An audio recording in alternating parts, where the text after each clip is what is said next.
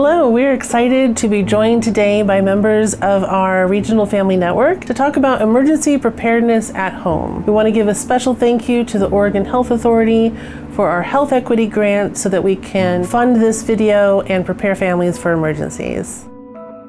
Well, welcome to our emergency preparedness video for families. You guys are going to help talk about how to help our families prepare for different kinds of emergencies at home. You guys ready?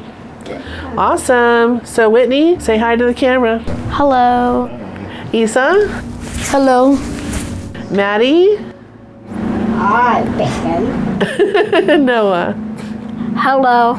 So I'm just going to read you guys some information here about preparing people and families for emergencies. You guys ready? So let's first talk about communication plans. So we want to create a communication plan. Can you guys show me where that's at the dollhouse? The yellow one. That's right. So we want to create emergency communication plans with our family. We want to join emergency registries and sign up for emergency information alerts, monitor local news for updates. And if you have to evacuate, do you guys know what evacuate means? Yes, like leave the place. Get out ASAP. ASAP is right. Tell others where you're going and who you're with. And then you want to practice getting help, practice calling 911. Do you guys know when to call 911? Well, when there's like an emergency. Absolutely. Awesome. You guys ready to talk about emergency supplies? So emergency kits should contain food. What kind of food do you think? Probably canned food. Yeah, it lasts the longest. Yeah, canned food. And maybe some food that's like vacuum sealed. Chips, yeah. Doritos. Doritos sound awesome. Apples. So maybe things that are dried fruit might be good, like banana chips and dried apples. Maybe canned food. Yeah, canned foods. We want to also have water, first aid supplies, emergency blankets, a rain poncho in case you have to stay outside, a tent, and tools. You also want to gather in your emergency kits health information and any sort of medicine list that you might have. And a med kit.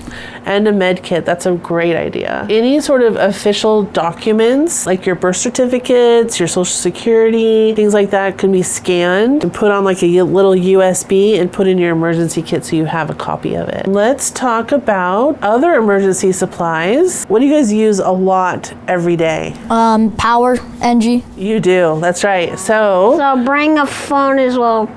Yeah, bring Or a generator. Charger, yes. So having handheld electronic devices charged and loaded with what? Batteries. Batteries, yes. And also things that you like to watch, media. And download movies so you can watch it anywhere when there's no internet. Yep, that's exactly right. So now let's talk about evacuation planning. Is there an evacuation planning sign in there? When you talk about leaving your house, because Isa, you were right, evacuation planning is when everyone should leave. And listen to the people who say. Yeah, the authorities. Do you guys know what authorities means? Police. Police, who else? Firefighters. Ambulance. Doctors, nurses. The USA military. What is it called? The FBI. The Air Force. All of those things are correct. Awesome. FBI, open up. So if the FBI or anyone else tells you to leave, you should go ahead and get your things together and go. Sometimes you don't have time to get things together and you just have to get everyone out of the house. So you want to prepare so in case there's a fire or a gas leak or something that happens all of a sudden that you can get out pretty quickly. If you have hoses at your house, it's good, but it depends where the fire is and how strong it is. Yes. If the fire is next to trees, well, burns. The poor trees burns. That's true. But if the fire is next to, but nowhere, but with a hose, like close by to a hose, then the fire would be easily. But if the fire is not close to a hose, well, your only hope is maybe escaping or try to fight the fire somehow. The fire department? Yes. Let's talk about fire in a little bit. Let's first talk about what to do when you have to evacuate and leave fast. We're going to try and have your emergency kit ready to go. But what are some things that you can do to help emergency people get to you? So making sure that your house number can be seen from the street. That's something you guys can help your family do, is check to make sure that at night you can see your house number. So maybe reflective paint, maybe it's lit up. What do you think? Yeah. maybe put lights. Lights? At my house, on the curb, we have like these reflective numbers, Yes. and they're like plastic or like hard plastic, Awesome. and they show our house numbers. That's a great idea. So that's something that you guys can help your families to do, is make sure that you can see your house number. Also, like what Isa was saying, is making sure that the path is clear, that there's not a lot of trees around your house, that you have a clear path to get inside and outside. And then also identifying safe places to go if you have to leave and right away. Where might you go? You could go to the nearest house. What our family does was we used to say that the mailbox was our emergency spot because it's like right across the street. Oh, I love that idea. So we're going to talk about practicing. So do you think it would be helpful if your family practiced what to do in an emergency if you have to leave quickly? Yeah. Yeah, but we don't practice for some reason. How could you help your family to do that? Remind them. You could set specific dates on a calendar, like maybe you could practice like once every month or once every 2 weeks or something. Yeah, that's a great idea. We have a bunch of ways to like escape the house. We could just hit the window and it just fall off, and then we can escape there. We have 2 exits. There's a little edge, and you could probably jump if the exit is blocked off. It'd be good to have practice though, because then you'd have some clear paths to use. That'll be great. And then also, what if you have to stay in your house? Let's say there's an emergency outside of your house. It's important that if you have to stay inside, to lock your doors. Let's say it's smoky outside, you'd make sure to close your windows and have good air quality inside the house. I don't know how close it was, but I did not see no smoke or fire, but it was like all red. Yep, that can happen when there's fire in the air. So now let's talk about power outages. Could someone show me where the power outages are in there? It's important that you have rechargeable batteries or battery operated lanterns instead of candles. Can you tell me why? Candles can easily knock over and cause a fire, and also if they do knock over, you could like burn yourself with the wax. That is all very true. And it's important that we do not use gas stoves or generators in the house, basement, or garage, because they can get overheated. We do have a generator. We use it outside. We have to refill it every 6 hours, and it lasts us for 6 hours. We also want to keep our refrigerator and our freezer closed during a power outage. The reason why you have to keep your fridge closed because of the bacteria. Some foods are supposed to be cold, and what if it comes hot? It comes gross, nasty, or sometimes it could be like it comes expire faster, and your ice cream, or your poor ice cream, melts. At least it comes a milkshake, a drinkable ice cream. I have milkshake too. You like milkshakes too? Same, they're good. It's my name, Milkshakes. That's your name is Milkshakes? Yeah. All right, now let's talk about air quality. Can someone tell me where that's at? You can keep good indoor air quality in your home if you have proper ventilation and exhaust fans that vent out to the exterior of your house. Sometimes those can get clogged, so you want to have your parents check those every once in a while. And then using air quality test kits and alarms. How might you remind your parents to check those things? One of my brothers made a house close by. Like, it's not too big, but they have the same good one as ours. So they have good alarms for the smoke detectors and stuff? Yeah, so I think our alarms is like, for some reason, it just like one little smoke goes in there and like It goes off. it goes on. It's so annoying. It hurts my ears. Then I said, "There's no smoke." There's another topic, and Noah, I think you can help find the sign for it. You ready? Yeah. Okay, we're going to talk about molds. Where might you see mold? Back mode. In the bathroom, that's right. Where else could you see mold besides the bathroom? Like in your window sills and like frames and stuff. Yeah, that's right. Anywhere else? Vents. Vents. On your vents, that's correct. So it's important that you tell a parent or another adult if you see any mold or water leaks in your house, so they can take care of those pretty quickly. I think we had a water leak one time at school. It was just like a little small one, but they fixed it. But the next day it just broke. They found out something was in there, but they found out it was not mold. Oh, that's good. So let's talk about more air quality and environmental health in your home. So we're going to talk about lead. Someone show me where the lead sign is. That's right. You have to wash toys. Yeah, so washing toys is important because if toys get into dirt, there's lead in dirt sometimes. So that's why a lot of times you'll hear parents say, take your shoes off when you come into the house if they're muddy, because we're trying not to get dirt into the house. It's important to keep our toys that have been in the dirt washed and clean. We want to have clean floors, so using a wet mop, and then keeping our furniture dusted, because dust will have sometimes pollutants in it. So we want to keep our air and our homes clean. My family is like clean, like I think every month they clean it instead of doing like maybe every week, but they do it every month or maybe 2 months because how clean our house. We don't go outside that much because it depends. If it's nice and good, then we go out, but if it's raining, we don't. Right. Well, let's find it in the house about gas leaks. Top. On the top there? Yes. So who can tell me how to detect a gas leak? What does it smell like? Normally it smells like rotten eggs or rotten fish. Rotten eggs. So what should you do if you smell rotten eggs and no one's cooking eggs in the kitchen? You should probably get out of your house. You should get out of your house. Yeah. And call 911. Right, 911. And then also opening the windows and doors can also help to get it started at least. But you're right, absolutely. Get out, call 911, and if you can open some windows and doors safely, then do so. Well, let's talk about fire safety. We're gonna have a lot of conversations about fire safety. You guys ready? Yeah. Awesome. So we're going to first talk about how to prevent a fire. So one very important thing to do is install fire smoke detectors. And don't let any gas get any gas or anything that's lit or anything that's flammable like very fast.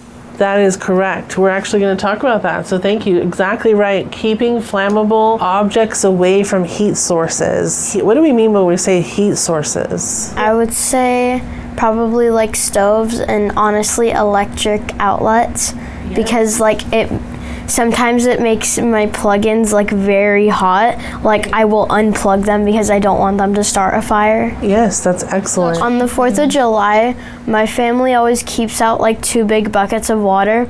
So if some of our neighbors' fireworks start a fire, we can like put it out. And also we put the fireworks that we're done using in the bucket. I love that. That is a good safety for 4th of July. I love fireworks. You love fireworks? It's my song, Katy Perry. The song from Katy Perry? Oh, yes. Yeah? It's my song. So keeping lighters and matches out of reach, especially out of reach of small children. I don't even know how to use one. I don't even know. That's a good thing. Portable heaters and candles should not be in use if you leave a room or go to sleep. Good news is we don't have that much candles. If you want to light candles like at night, I would say just use the tiny fake tea lights Yes, those are perfect. that you can like turn on with a switch. Yep, those are much safer. I agree. So ensuring that stoves, furnaces, and chimneys are kept clean. You think that should be on like a maintenance schedule for your house for your parents to help with? They clean it every cleaning party.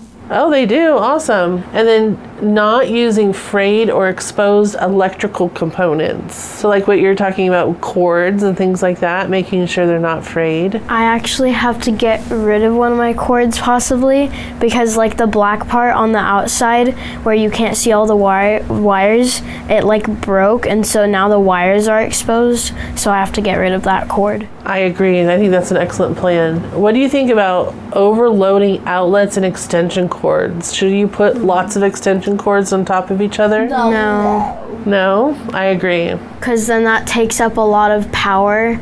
And it takes a lot of room. Yeah, and it like gets the cords and stuff really, really, really, really hot. At least that's what I think would happen. And then only plug heaters directly into the wall outlet. Did you guys know that? I did not know that. I had my heaters on extension cords. Apparently that's not what you're supposed to do. We're going to talk about kitchen fire safety. Where's the kitchen in the house? So it says do not leave cooking food left unattended. You can use a crock pot though. Do you guys have crock pots at home? No, I don't even know what they are. Yes. It's a slow cooking pot that's electronic. Sometimes in the morning my family will just like put meat and stuff in it, and then we'll like cook it for 8 hours, and then it'll be ready for dinner. And then it's delicious and ready for dinner. You know, one time fire actually helped us like in a blizzard, and we just grabbed fire, put it in pot, and put popcorn in there, and then let it pop.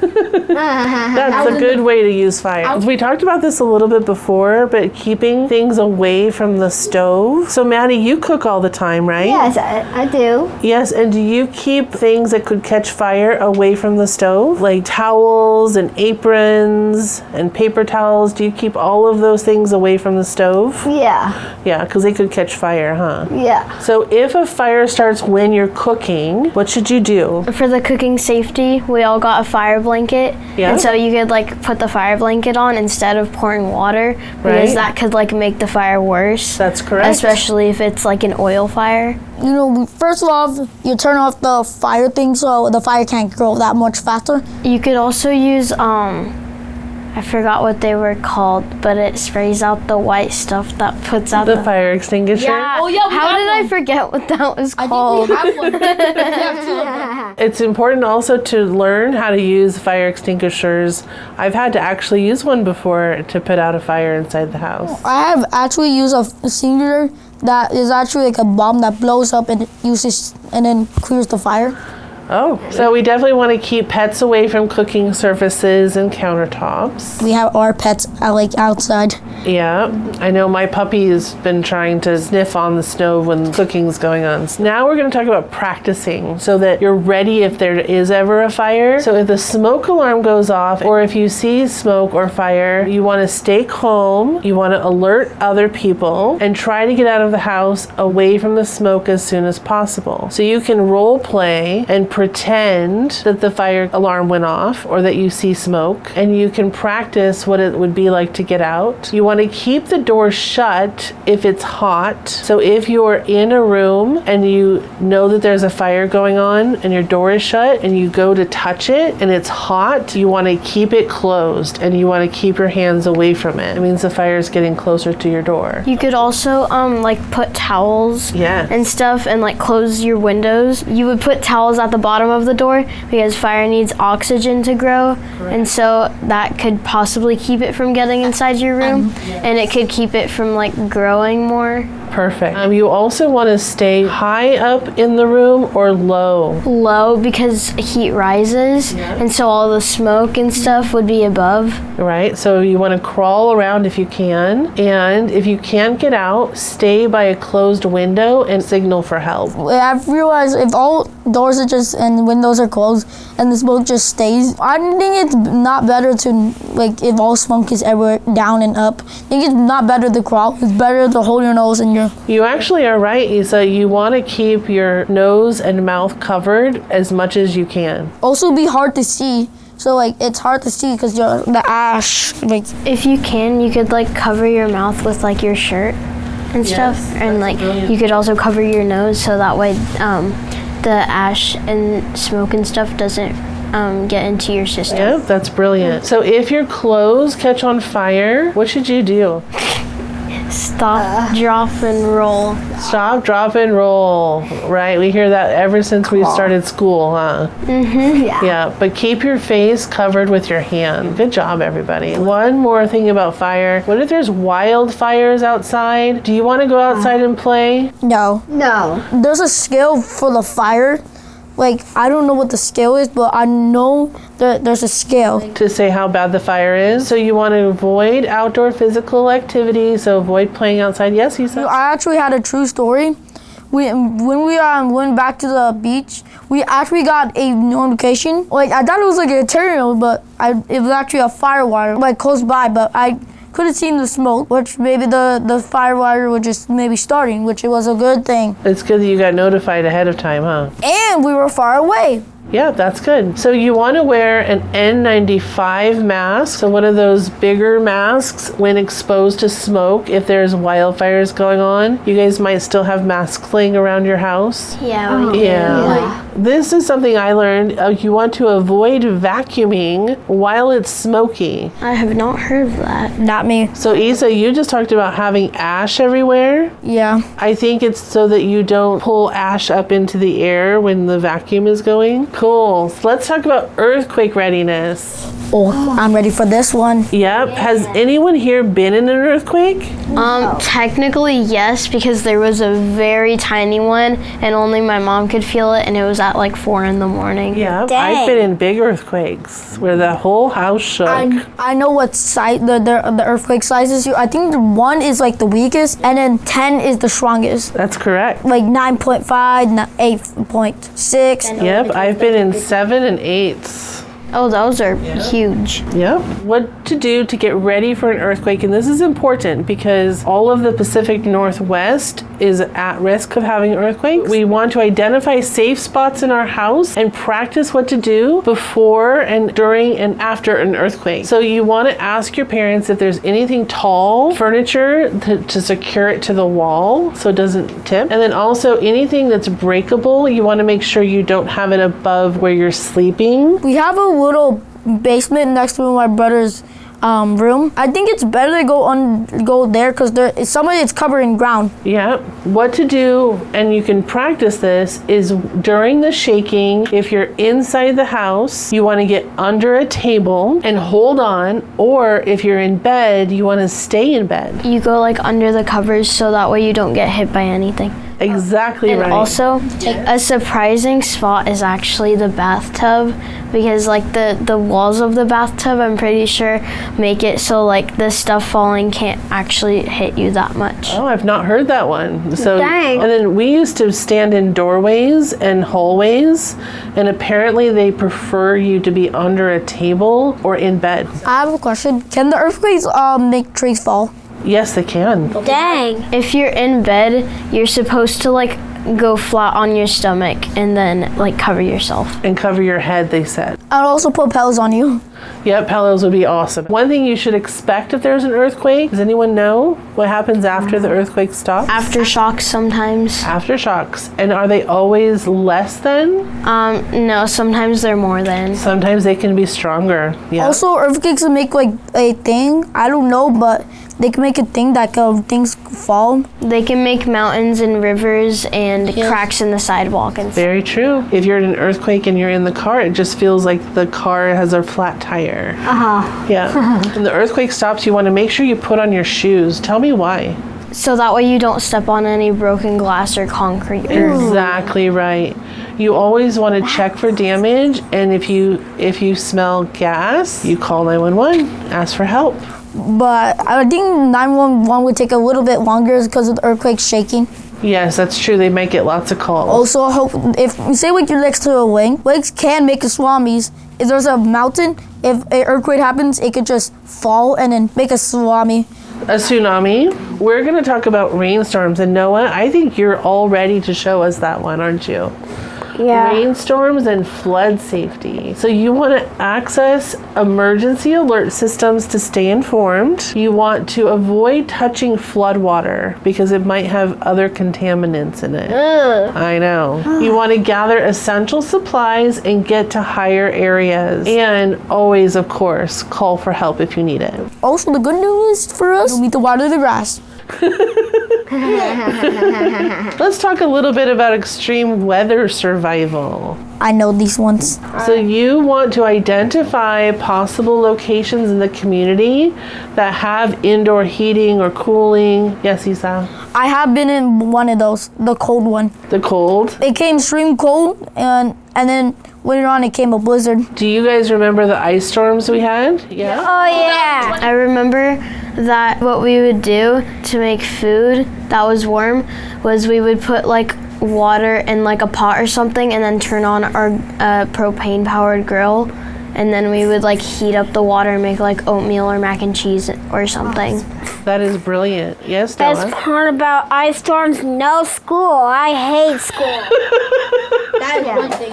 In an ice storm, also you need to watch out for black ice if you're like on the road in your What car. is black ice? And it's like really slippery and stuff. Let's talk about extreme cold because we're talking about that a little bit already. You want to dress warmly in layers, drink lots of hot beverages, and use heaters with caution. You want to be careful with heaters. And then let's talk about when it gets extremely hot in the summer. Put sunscreen on if you're going outside. What else? Drink cold drinks. Drink cold drinks. Or just have some cold related.